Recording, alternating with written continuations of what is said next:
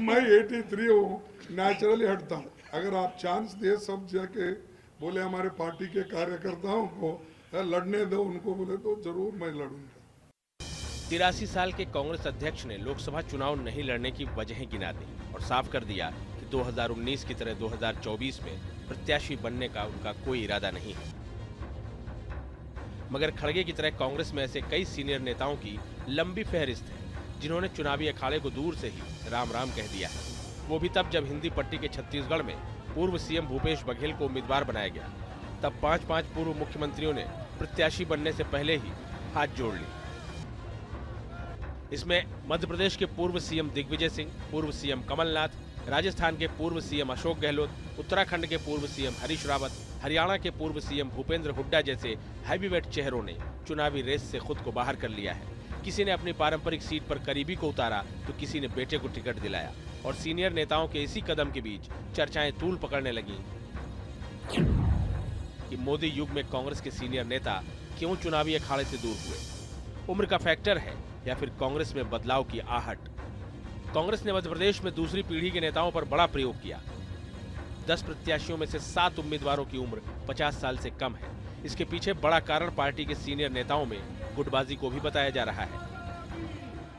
मध्य प्रदेश की 10 लोकसभा सीटें ऐसी हैं जिसकी विधानसभा सीटों में कांग्रेस को बेहद फायदा हुआ था, इसलिए कांग्रेस इन सीटों को लेकर काफी आश्वस्त है। हालांकि बीजेपी का साफ तौर पर कहना है कि वोट प्रतिशत उन्हें ज्यादा मिला था तो तमाम लोकसभा सीटें वो जीत रही है।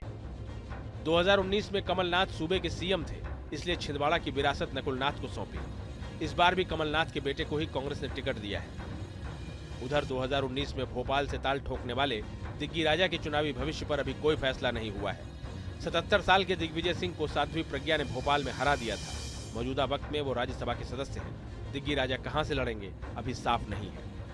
10 से 55% लोग नौजवान हैं, उनकी क्या आकांक्षा है इस देश के साथ, ये जानने के लिए हमें उनको नेतृत्व देना पड़ेगा और उसी को नेतृत्व को लेकर कांग्रेस आगे बढ़ रही है और इसके अच्छे परिणाम आएंगे। कांग्रेस में सिर्फ एक ही युवा है, राहुल गांधी या फिर उनके परिवारवादी पुत्रों के द्वारा निकले हुए युवा। जैसे कांग्रेस के लिए युवा है तो मध्य प्रदेश में नकुलनाथ, कांग्रेस के लिए युवा है तो राजस्थान में गहलोत जी के सुपुत्र।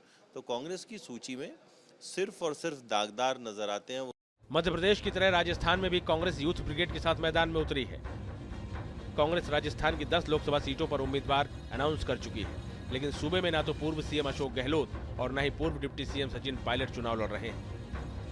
सचिन पायलट के प्रभाव वाली सवाई माधोपुर सीट पर हरीश मीणा को टिकट दिया गया है।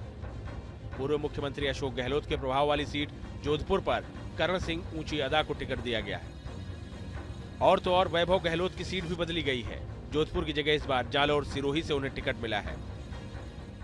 समय यहाँ पे 15 साल भाजपा का सांसद रहा और क्षेत्र का एक फीडबैक आ रहा है, चाहे मैं भीनमाल जाऊँ, चाहे मैं सिरोही जाऊँ, चाहे रेवदर जाऊँ, क्षेत्र का एक फीडबैक है आमजन का कि 15 साल भाजपा के सांसद को यहाँ मौका मिला, मगर जिस तरीके से केंद्र सरकार की योजनाओं से यहाँ पे फ़ायदा पहुँचना चाहिए था, केंद्र में भाजपा की सरकार है, यहाँ पे भाजपा का सांसद रहा, उस तरह का फ़ायदा यहाँ पहुँचा नहीं।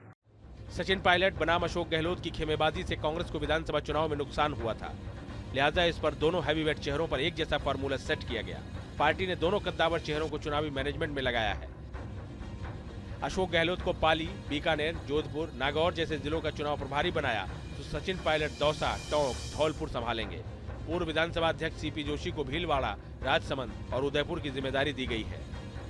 कांग्रेस ने राजस्थान में अपने 3 विधायकों को लोकसभा चुनाव का प्रत्याशी बनाया है और हैवीवेट चेहरों को लगातार कैडर संगठन के बीच मैनेजमेंट का काम सौंपा गया है। एक ही व्यक्ति है लेकिन पार्टी पूरी चुनाव लड़ती है। आज हमारे टोंक सवाई माधोपुर क्षेत्र से हम लोगों ने, पार्टी ने हरीश मीणा जी को अपना उम्मीदवार बनाया है, तो व्यक्ति वो एक है लेकिन पूरी पार्टी चुनाव लड़ेगी, जिताकर भेजेंगे यहाँ से लोकसभा क्षेत्र से, हम सबका संकल्प है। मोदी युग में हिंदी पट्टी से बीजेपी को शानदार स्ट्राइक रेट हासिल हुई। इस बार भी बीजेपी ने 2019 की तरह क्लीन स्वीप का टारगेट सेट किया है। ये चौसर बिछी है तो आगे चलेगी। अभी हिमाचल में कांग्रेस के अंदर बड़ा खेला हुआ था, सरकार गिरते गिरते बची थी। यही वजह है कि सीनियर बनाम युवा नेताओं में संतुलन बनाए रखने के लिए प्रयोग पर प्रयोग किए जा रहे हैं। Team news nation.